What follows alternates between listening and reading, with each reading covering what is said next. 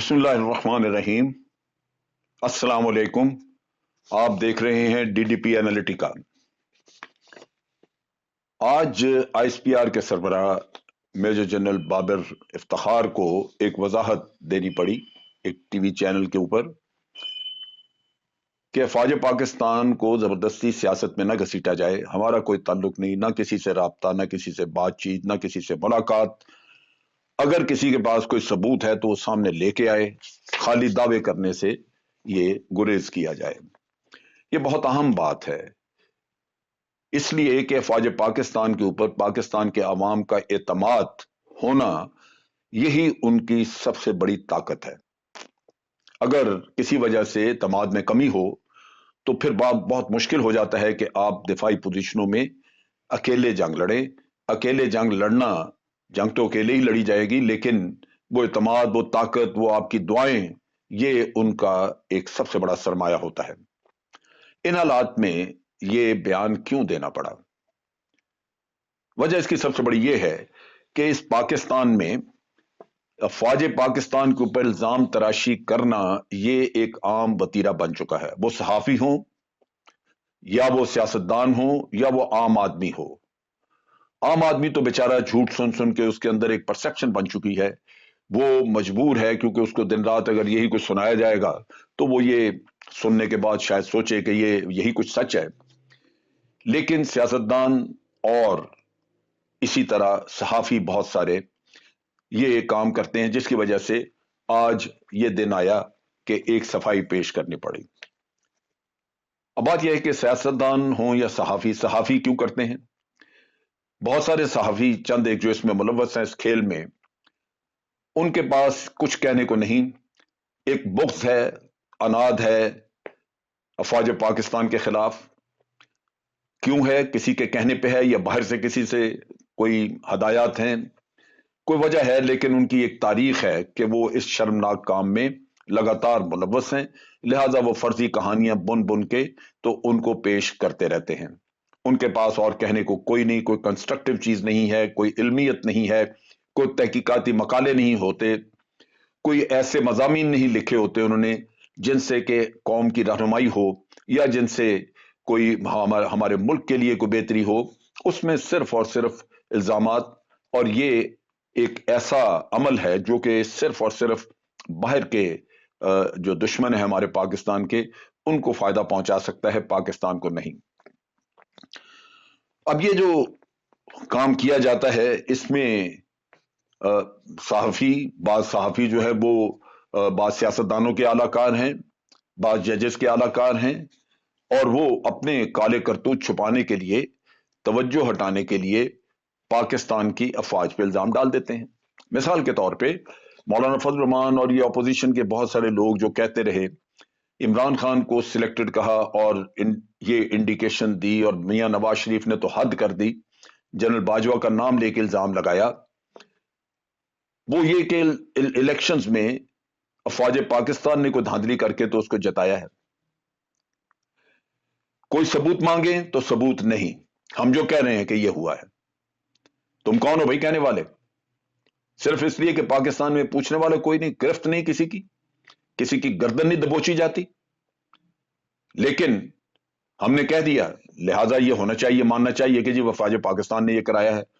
कभी अपने गिरबान में झांक के देखा है कि आपने कौम के लिए क्या किया कि आपको इलेक्ट करती कौम? मैं मौलाना की बात कर रहा हूं। और फिर यह कि पाकिस्तान की तारीख आज दिन तक किसी ने इलेक्शन हारने के बाद यह माना है कि वो अपने कामों से इलेक्शन हारा है? उसका पहला कहना यह होता है मुझे हरवाया गया। और जब ये इल्जाम आप आयद कर रहे हैं तो हुकूमत की भी कोताही है और सियासतदानों की ज्यादती। सियासतदान भी मुतालबा कर सकते थे कि जनाब सुप्रीम कोर्ट के चीफ जस्टिस इसमें एक कमीशन बना दें और तहकीकात करें। जो कमीशन अपनी तहकीकात करके बता दे कौम को कि फौज पाकिस्तान का क्या रोल था, क्या इलेक्शंस में कुछ किया गया, उनका अमल दखल था या नहीं था। और यह काम हुकूमत भी कर सकती थी। अगर हुकूमत में भी इतनी अकल और होश हो कि वो फौज पाकिस्तान को बेतौकीर होने से बचाए, तो वो भी चीफ जस्टिस को खत लिख सकते थे कि जनाब ये ऑपोजिशन से सबूत मांगे जाएं, आप एक कमीशन बना दें और अपोजिशन सबूत लेके आए, और फिर अगर वाकई अफवाज पाकिस्तान में से किसी ने यह काम किया तो फिर उसको सजा होनी चाहिए। लेकिन यह नहीं हुआ। यह पाकिस्तान है जहां कानून की पासदारी है ही नहीं, जिसका जो जी चाहे, जिसके मुंह में जो कुछ आए वो कह दे, और फिर कभी कभार अफवाज पाकिस्तान जरूरत महसूस करें क्योंकि वो हद हो जाती है तो फिर वो भी उठते हैं और फिर वो अपनी सफाई पेश करें। इससे बड़ी और ज्यादती क्या हो सकती है? आप अफवाज पाकिस्तान को मुलव्वस करते हैं इन चीजों में, जबकि वो खुद उन्होंने कहा कि जी हमारे हाथ भरे पड़े हैं, हमारे पास कोई वक्त नहीं, हमारे पास और कुछ करने को है नहीं, हम तो मसरूफ हैं मगरबी सरहदों पे भी और मशरकी पे भी, और अंदरूनी तौर पे भी आपके जो मसाइल हैं वो हमारे कंधों पे डाल देते हैं कि आप इसको ठीक करें। तो इन हालात में ये एक इंतहाई घिनौना और शर्मनाक काम है जो किया जा रहा है। अब इसमें कौम का अपना भी कुछ फर्ज है। हम देखते हैं कि अवाम जलसे जुलूस जाके सुनते हैं, वहां सियासतदान खड़े होके माइक के ऊपर झूठ बोल के इल्जाम तराशी करते हैं, और अवाम ने कभी उनसे कोई सबूत नहीं मांगा, कोई नहीं पूछा। अगर पाकिस्तान के अवाम खुद बेवकूफ बनने के लिए मारे मारे फिर रहे हैं, उनको जरूरत है बेवकूफ बनने की, उनकी ख्वाहिश है, तो फिर उसके लिए और दूसरा बाहर से आके क्या कर सकता है? क्यों आप बेवकूफ बनते हैं इनके हाथों? अब मरियम ने यह कहा कि जनाब इमरान खान के बड़े हमें आके, बड़े जो हैं वो हमें टेलीफोन कर करके कह रहे हैं कि ओपन बैलेट के कानून में इनकी मदद करें, आप वोट करें। क्यों नहीं किसी ने उससे सबूत मांगा? क्यों नहीं जलसे में बैठे हुए लोगों ने यह कहा कि मरियम हम आपको नहीं यहां से निकलने देंगे जब तक कि हमें आप वीडियो रिकॉर्डिंग, ऑडियो रिकॉर्डिंग या कोई सबूत लेके दे? कभी तो इनका झूठ पकड़े, कभी तो इनके चेहरे बेनकाब करें जो स्याह है अंदर से। अगर आप बेवकूफ बनना चाहते हैं, नहीं ये करना चाहते, तो ये मुल्क का अल्लाह हाफिज है। मैं क्या क्या इनके झूठों की बात करूं। फर्जी कहानियां, इनके अपने लोग वो सिर्फ अपने पार्टी लीडर के सामने अपनी अहमियत बनाने के लिए वो इनको जाके कहानी सुनाते हैं कि जी मुझे कल गुमनाम नंबर से टेलीफोन आया था, वो हमें कह रहे हैं कि आप अपनी वफादारियां बदलें, फलां के साथ हो जाएं, ये हो जाएं। क्योंकि उनको पता है किसी ने पूछना है कि किसका किसका टेलीफोन, कौन, क्यों। और इन एनी केस 100 टेलीफोन आए, मुझे 100 टेलीफोन आए, अगर मेरा अपना जमीर जिंदा है तो मैं कभी मानूंगा किसी की बात? टेलीफोन आता तो आता रहे। ये वो चीजें हैं जो कि अवाम को देखनी है और सोचना है कि क्या ये झूठे दावे इन्हीं को इसी तरह चलते रहने देना चाहिए या इन लोगों के गिरबान पकड़ने की जरूरत है। असल में दुख यह है कि इनकी इनकी इनकी चोरियां, इनके डाके, इन्होंने जो माल बनाए हुए हैं, उनसे तवज्जो हटाने के लिए ये आपको एक ही अलापते नजर आते हैं। आपको रोजाना कहा जाएगा जी हम तो जद्दोजहद कर रहे हैं आइन की बालादस्ती, हमारे साथ तो दुश्मनी हो रही है। सारे अदारों को अपनी हदूद में रह के, अपनी आईनी हदूद में रह के काम करना चाहिए। और फिर मियां साहब के दौर में तो यह भी कहा कि जी हम तो काम करना, हमें काम नहीं करने दिया गया। मेरा एक एक नून लीग के लीडर से यह सवाल था कि आप कहते हैं कि हमें काम नहीं करने दिया गया, मियां साहब मुझे सिर्फ एक चीज, एक वो बता दे कि जो वो करना चाहते थे अफवाज पाकिस्तान ने नहीं करने दी। एक चीज। आज दिन तक इसका कोई जवाब नहीं। कश्मीर तक तो आपने बेचा जाके भारत के पास, हुर्रियत के लोगों से आपने मुलाकात ना की, कश्मीर का नाम लेना यहां जुर्म था, तो अफवाज पाकिस्तान आपका कुछ बिगाड़ सके? आप निकले अदालतों के हाथों, अपने माल खाए हुए के हाथों, जहां आप आज बैठे हुए रह रहे हैं। सो बात यह है कि बिल आखिर अवाम को उठना है, उन्होंने ही अपना हिसाब किताब लेना है। अगर वो नहीं होगा तो ये चीज, ये सिलसिला हमेशा चलता रहेगा। यहां पे सबसे इंपॉर्टेंट चीज है कि आप किसी का झूठ ना चलने दें।